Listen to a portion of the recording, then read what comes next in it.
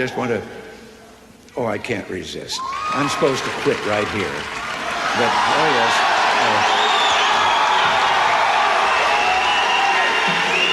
But in view of the fast things that I just said, I don't know whether you know it or not, but I have a new hobby. I am collecting stories that I can actually prove are told among the Russian people. They make them up themselves, they tell them between themselves, reveals they got a great sense of humor, and they've also got a little cynical attitude about things in their country. And one of these stories, the one I'm going to tell you, I told to General Secretary Gorbachev, and he laughed. The story was an American and a Russian arguing about their two countries, and the American said, look, in my country, I can walk into the Oval Office, I can pound the president's desk and say, Mr. President, I don't like the way you're running our country. And the Russian said, I can do that. The American said, you can? He says, yes. I can go into the Kremlin, to the General Secretary's office, pound his desk and say, Mr. General Secretary, I don't like the way President Reagan's running his country.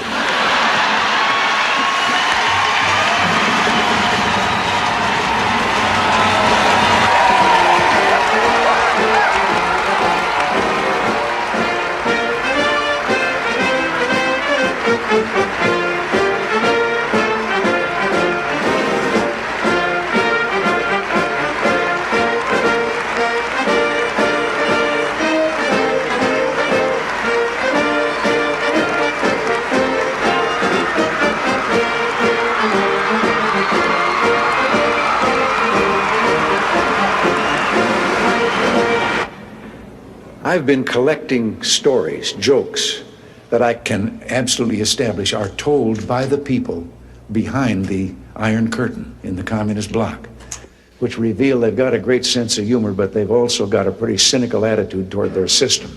And this one has to do with the fact that in the Soviet Union, if you want to buy an automobile, there is a 10-year wait. And you go through quite a process when you're ready to buy, and then you put up the money in advance. So there was a young fellow there that had finally made it, and he was going through all the bureaus and agencies that he had to go through and signing all the papers, and finally got to that last agency where they put the stamp on it. And the man then that had made the final stamp of the paper, taking the money, said, all right, come back in 10 years and get delivery of your car. And he said, morning or afternoon? And the fella said, well, 10 years from now, what difference does it make? He said, the plumber's coming in the morning.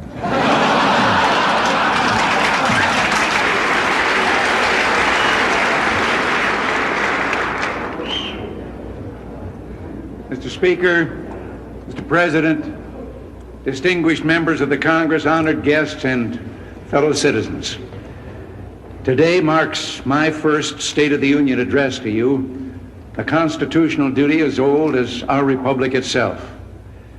President Washington began this tradition in 1790 after reminding the nation that the destiny of self-government and the preservation of the sacred fire of liberty is finally staked on the experiment entrusted to the hands of the American people.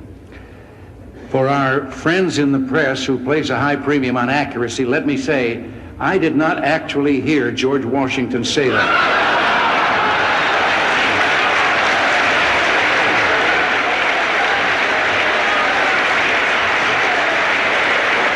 I will not make age an issue of this campaign. I am not going to exploit, for political purposes, my opponent's youth and inexperience. You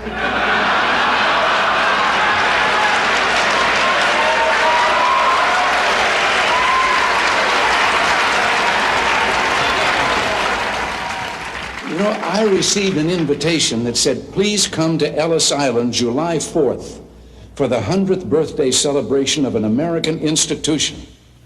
Somebody goofed. My birthday isn't until February. And it really won't be my 100th. Although I've been around for a while. I can remember when a hot story broke and the reporters would run in yelling, stop the chisels. Now, I know that a lot of you have been having some fun with my advancing years. You even tied my recent surgery to my age. Well, I got to be honest with you. I had that same operation when I was young, and it felt so good I wanted to have it done again before I was too old.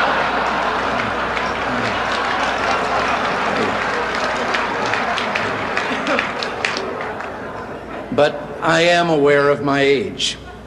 When I go in for a physical now, they no longer ask me how old I am. They just carbon date me. Reminds me a little bit of a Cub reporter. You knew that something would remind me of a story. A Cub reporter whose first solo assignment was interviewing a fellow who was just going to have a birthday that made him the oldest person in town. And he got to the address. It was an older building out in the outskirts of the city, and elderly gentleman ushered him in. He sat down, and the reporter determined he was the man, and he said he was there for the interview, and he led right to the matter about how old are you, and the man said 96. He said, to what do you attribute your longevity? And the fellow said, I don't smoke, drink, or run around with wild women. And at that moment there was a crash from upstairs, and the reporter looked up and he said, what was that? And the old boy said, oh, that's Dad, he's drunk again.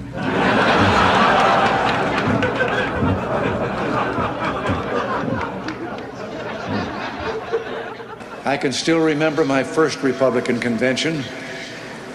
Abraham Lincoln giving a speech that sent tingles down my spine. No, I have to confess I wasn't actually there. The truth is, way back then, I belonged to the other party.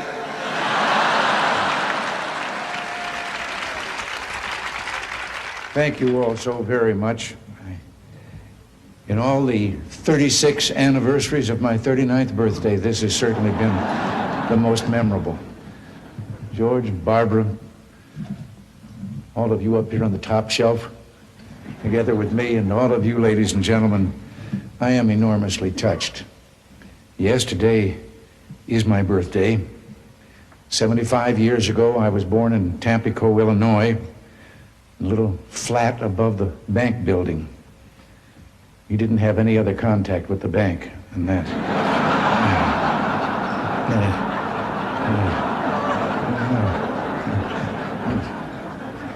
Now, here I am, sort of living above the store again.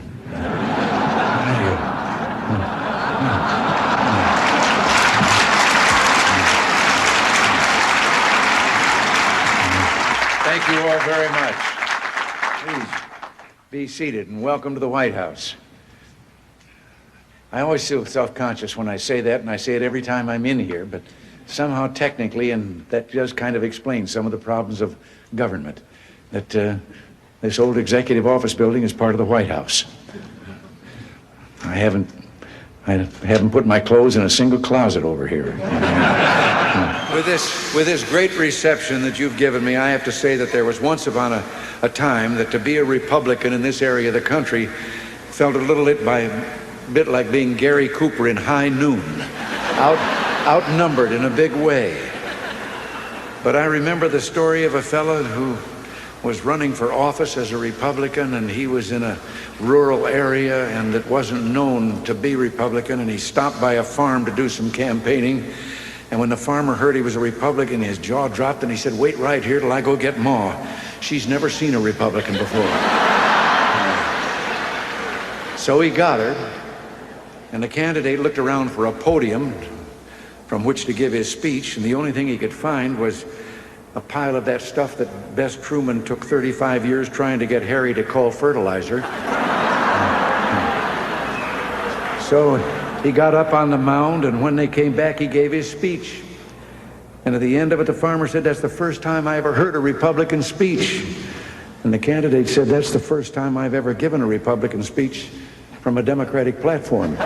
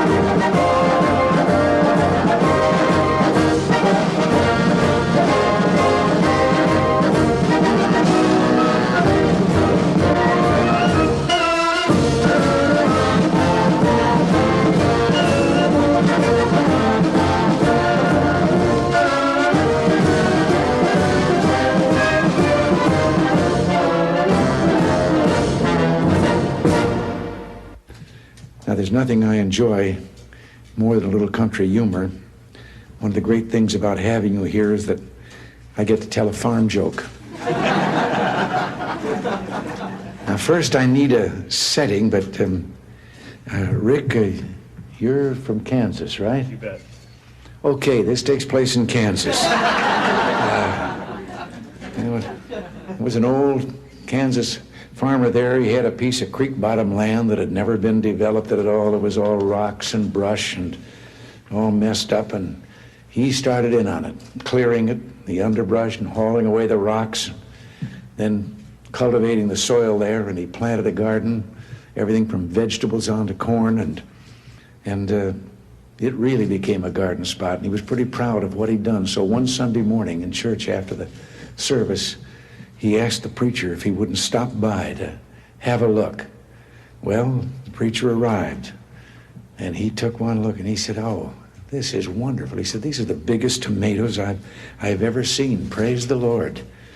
He said, "Those green beans, that squash, those melons," he said, "the Lord really has blessed this place. And look at the height of that corn." He said, "The God has really been good." And the old boy was listening to all this, and he was getting more and more fidgety, and finally he blurted out, "Reverend, I wish you could have seen it when the Lord was doing it by himself."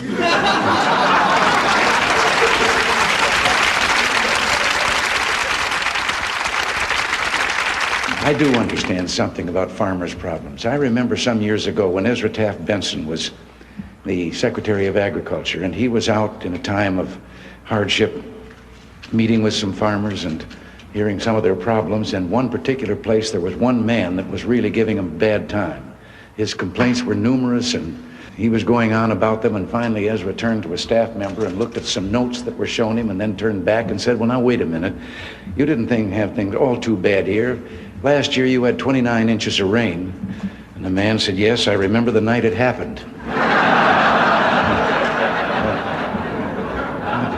But this is the story of a realtor who was out driving on a back road on his way to look at some property, and suddenly noticed down beside him was a chicken keeping pace with him, and he was doing 60 miles an hour. And suddenly the chicken spurted out ahead of him, and it looked to him as if the chicken had 3 legs. And then it turned and went down a sign road and into a barnyard, and the driver turned down that lane, drove into the barnyard. There was a farmer there, and he asked him, he said, "Did you see a chicken go by here?" And the farmer said, "Yep." He says, "Did it have 3 legs?" And the farmer says, "Yep. I raise them that way. I breed them." He says, "You do?" He said, How come?" "Well," he said, "I just love the drumstick, and Ma always liked the drumstick, and now Junior's come along, and he likes it, and we just got tired of fighting over it. So I've been breeding 3-legged chickens." And the driver said, "Well, how do they taste?" He says, "I don't know. I haven't been able to catch one yet." I feel a little bit here like the man who was the farmer that was driving his horse and wagon to town for a load of grain and had a head-on collision with an automobile. He was lying there seriously injured. Even some of them were permanent disabilities. And later followed the usual legal procedures with the insurance company and all, and he was on the stand, and a lawyer said to him, "While you were lying there at the scene of the accident, didn't someone come up to you and ask you how you were feeling, and didn't you answer that you never felt better in your life?" Well, he said, yes, I guess I remember that happening. Well, later on redirect, another lawyer was asking the question, and he said, "What were the circumstances when you gave that answer as to how you felt?" Well, he said, "I was lying there," and he said, "a car came up and a deputy sheriff got out. He said, my horse was neighing with pain and kicking. He had 2 broken legs. The deputy sheriff put the gun in his ear and put the horse out of his misery. He said, my dog had a broken back and was whining with pain, and he went over, did the same thing, put there and shot him. And then he came over to me and said, now, how are you feeling?" It seems that 25 of San Francisco's top bootleggers, this is a little story to illustrate what I've just said about candor. They were arrested back there in those days of the Volstead Act. And as they were being arraigned, the judge asked the usual question, of course, about their occupation. And the first 24 were all engaged in the same professional activity. Each claimed he was a realtor. And then he got to the last one, the 25th, and says, "And what are you?" He asked the last prisoner, and the fellow says, "Your Honor, I'm a bootlegger." And the judge was surprised, but he laughed, and he said, "Well, how's business?" He said, "It'd be a lot better if there weren't so many realtors around." It reminds me a little bit of a story, and I hope I haven't told you this story before. But if I have, you got to remember that life not only begins at 40, but so does the tendency to start telling stories over and over again. But this is a story about, it was an automobile accident. There was a man stretched out there, and a woman was bending over him, trying to give some aid, and the crowd had begun to gather, and a man elbowed his way through the crowd, shoved the lady aside, and said, "Let me at him. I've had first aid training." And she meekly stepped back, and he went to work with all the things that he'd learned. And then at one point, she tapped him on the shoulder and said, "When you come to that part about calling the doctor, I'm right here." It's about a businessman who, just down at the entrance of his building, there was an elderly lady selling pretzels, and every day he'd go by and he'd put a quarter down and never take a pretzel. Go on in. He was being very charitable, and this went on for some time. And he came along one day, put down his quarter, and she took him by the arm. And he looked at her and he said, "Oh, you probably want to know why for this full year I've been leaving 25 cents on the plate and not taking a pretzel." And she said, "No, I just wanted to tell you that pretzels are 35 cents now." This fellow was so successful that he was opening a branch office, and he decided to order a floral decoration for the occasion. When he got to the opening, he was shocked to see that the inscription on the floral flowers read, "Rest in peace." And on his way home, he stopped at the flower shop to register a complaint. And the shop owner heard him out and then said, "Well, take it easy. Things aren't that bad. Just remember that someplace today there's somebody opening something up, and it says, 'Good luck in your new location.'" Some of these cynical professional pessimists remind me of the story of a young performer who was auditioning for a hard-bitten theatrical agent. He wanted to get into vaudeville. And the agent, sitting out there in the theater all by himself with his cigar, said to the kid, "Okay, kid, let's see what you can do." Well, the young fellow walked up on the stage and then suddenly just took off. And he flew up and over the balcony, circled a couple of times, flew around the ceiling, came back to a perfect landing on the stage and took a bow. And the agent took the cigar out of his mouth and said, "Okay, kid, what else do you do beside bird imitations?" Down in Texas during the 1976 primary, they had me out knocking on doors. And I remember one kind of rural area. I'd been governor of California, but I wasn't all that well known in Texas, and I knocked on the door, and an old fellow in his undershirt and jeans came to the door, and I told him I was running for president, and having been in the occupation I'd been in for a number of years, I was kind of surprised when he asked me what I'd done for a living. And I told him I'd been an actor, and then he asked me what my name was. And I thought, well, maybe if I give him a hint. And so I said, well, my initials were RR. And with that, a face lit up, and he turned and he ran back into the house and he was yelling, "Ma, Ma, come on out here quick. Roy Rogers is outside." I'm mindful, too, that bringing things to a good conclusion is always a tricky business. You were told that I was a sports announcer at WHO Des Moines. Well, back in those days, the great evangelist Aimee Semple McPherson was making a tour of the country holding revival meetings, and one of them in Des Moines. Now, the station thought it would be a good idea, an enterprising public relations man, to interview Aimee Semple McPherson. But why they picked a sports announcer to interview that noted evangelist, I'll never know. But there we stood in the studio, and I asked her several what I thought were appropriate questions, and then she answered graciously, but then went into a very fervent plea about the success of her meeting. And I sat down until suddenly I heard her saying goodnight to our radio audience, and I looked up at the clock, and there were only 4 minutes to go. Well, I didn't know enough about Aimee Semple McPherson that I could fill 4 minutes. So I got up, and in those days of radio and disc jockeys and so forth, I started thanking the noted evangelist Aimee Semple McPherson and so forth, but I did like this, which means get a record ready. And the fellow out in the control room through the window reached out. There was always records around there for such contingencies, and picked one up and put it on the table. And I said, ladies and gentlemen, we conclude this broadcast by the noted evangelist Amy Semple McPherson with a brief interlude of transcribed music. I expected nothing less than the Ave Maria. The Mills Brothers started singing Minnie the Moocher's Wedding Day.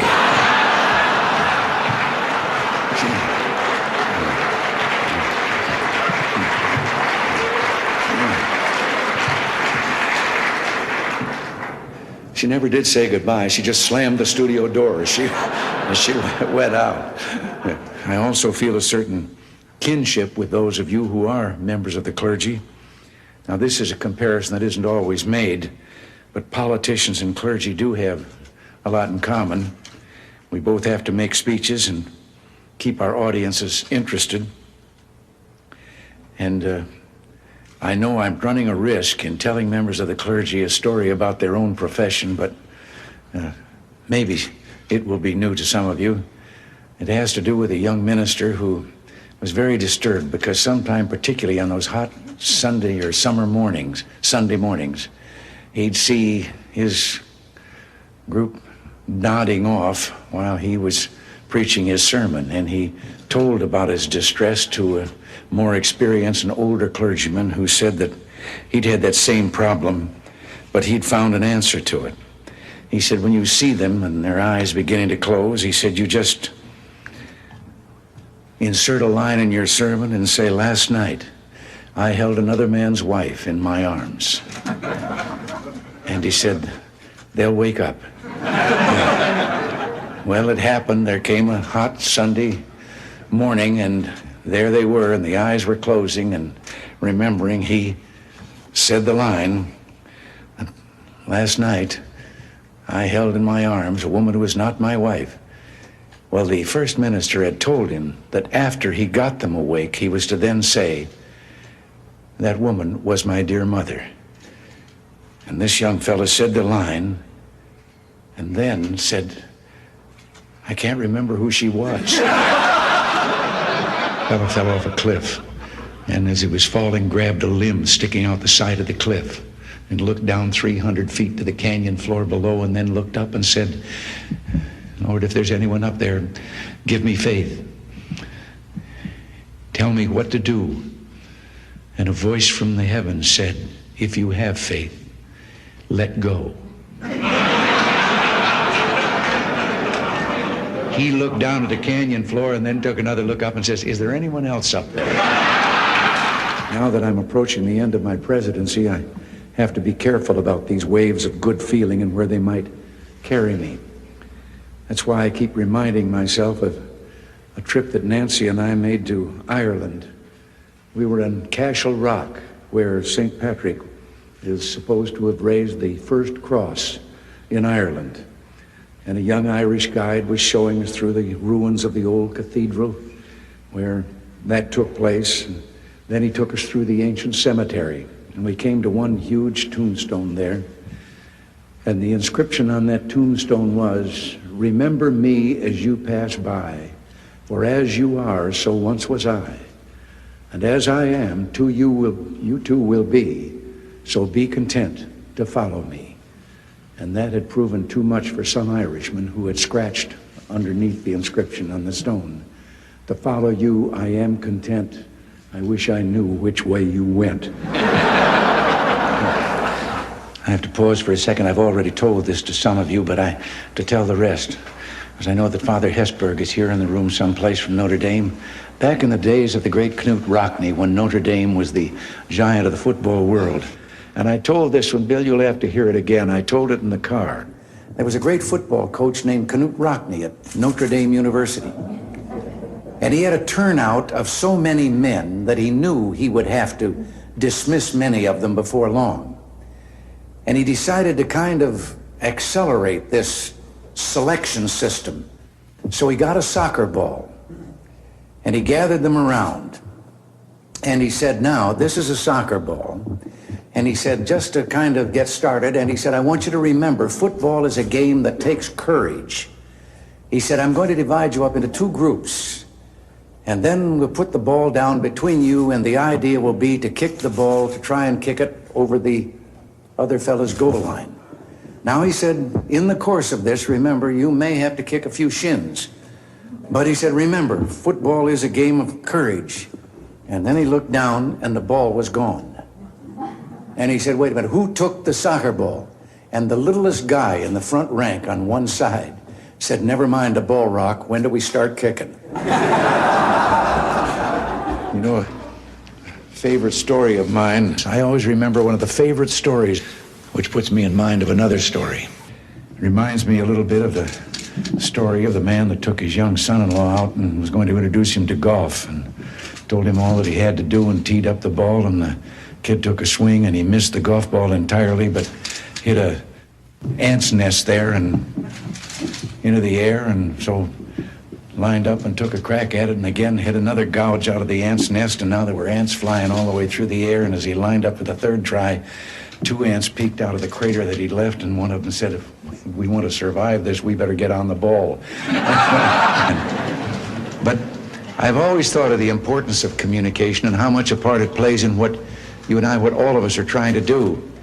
And one day, a former place kicker with the Los Angeles Rams, who later became a sports announcer, Danny Villanueva, told me about communications. He said he'd been having dinner over at the home of a young ball player with the Dodgers. The young wife was bustling about getting the dinner ready. They were talking sports, and the baby started to cry. And over her shoulder, his busy wife said to the ball player, change the baby. And he was a young fella, and he was embarrassed in front of Danny, and he said, what do you mean, change the baby? I'm a ball player. That's not my line of work. And she turned around, put her hands on her hips, and she communicated. She said, look, Buster, you lay the diaper out like a diamond. You put second base on home plate. You put the baby's bottom on the pitcher's mound. You hook up first and third, slide home underneath, and if it starts to rain, the game ain't called. You start all over.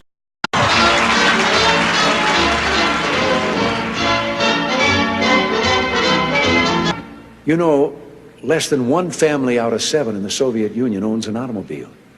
Most of the automobiles are driven by the bureaucrats. The government furnishes them and drivers and so forth. So an order went out one day to the police that anyone caught speeding, anyone, no matter who, gets a ticket. Well, Gorbachev came out of his country home, his dacha. He was late getting to the Kremlin. There was his limousine and driver waiting. He told the driver to get in the back seat, he'd drive, and down the road he went. They passed 2 motorcycle cops. One took out after him. And pretty soon he's back with his buddy, and his buddy says, well, did you give him a ticket? And he said, no.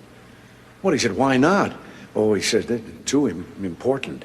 Well, he said, we're told to give anybody a ticket, no matter who it is. Oh, he said, no, this one was, I could. Well, he said, who was it? He said, I couldn't recognize him, but his driver was Gorbachev. One of the more recent ones that I heard was about the man walking along the street at night, Moscow. Soviet soldier called to him to halt. He started to run. The soldier shot him. And another man said, why did you do that? Well, he said, curfew. Well, he said, it isn't curfew yet. He said, I know. He's a friend of mine. I know where he lives. He couldn't have made it. I heard one about a fellow who went to the KGB to report that he lost his parrot. The KGB asked him why he was bothering them. Why didn't he just report it to the local police? Well, he answered, I just want you to know that I don't agree with a thing my parrot has to say. Which makes me think of a story. Everything makes me think of a story. About 3 dogs, an American dog and a Polish dog and a Russian dog. They were all having a visit, and the American dog was telling them about how things were in this country. He said, you know, you bark and you bark long enough, and then somebody comes along and gives you some meat. And the Polish dog said, what's meat? The Russian dog says, what's bark?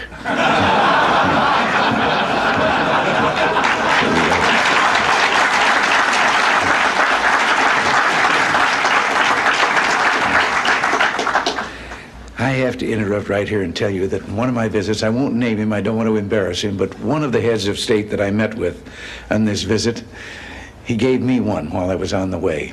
told me the story about the two fellows in the Soviet Union that were walking down the street, and the one of them says, "Have we really achieved full communism? Is this it? Is this now full communism?" And the other one said, "Oh, hell no, things are going to get a lot worse." Nancy, would you like to join me up here for, please?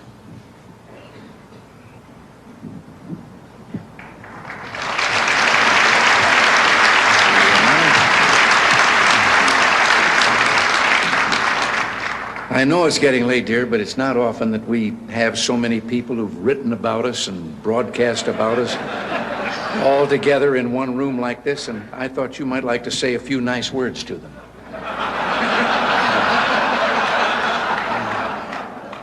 They're all from the press and radio and television. Maybe just a friendly little greeting would do.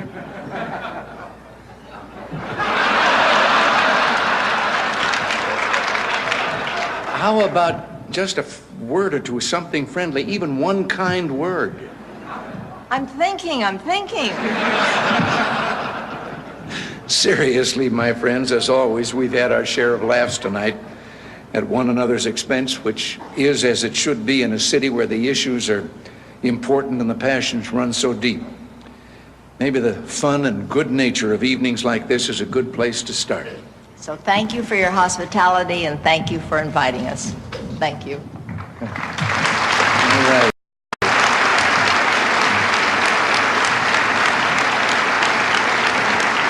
Thank you all very much.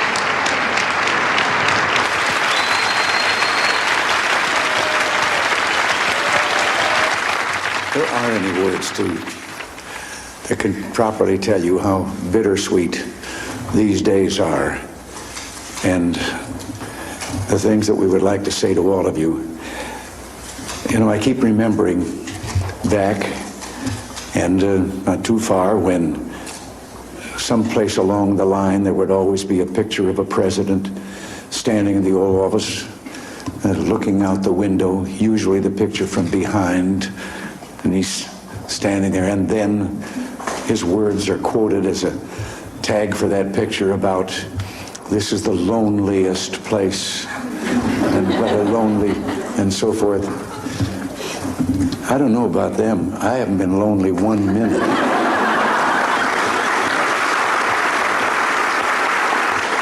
I think both of us have been aware every minute we're here that we're surrounded by you, by others who may not be here in this room today, but here in this house, but over there in the West Wing, well, just here in Washington, all a part of everything we came here to do, and it couldn't have been done without you. And we've all shared, and I like to think maybe it's kind of close to what happened 200 years ago. We were all revolutionaries, and the revolution has been a success. But there just aren't enough words to thank you for all that you've meant to all of us, and how hard it is to say goodbye to all of you. But as I say, the only thing that can make it bearable at all is to remember all that you did, and how much of a team we did become. And God bless you all, and as I say, there just aren't words enough to express our appreciation to all of you. Thank you, and God bless you all. Elaine said I should say something, but I'll never get through it. See?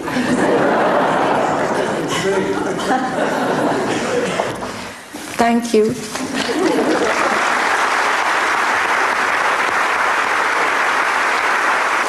I think the band was going to play something. And if we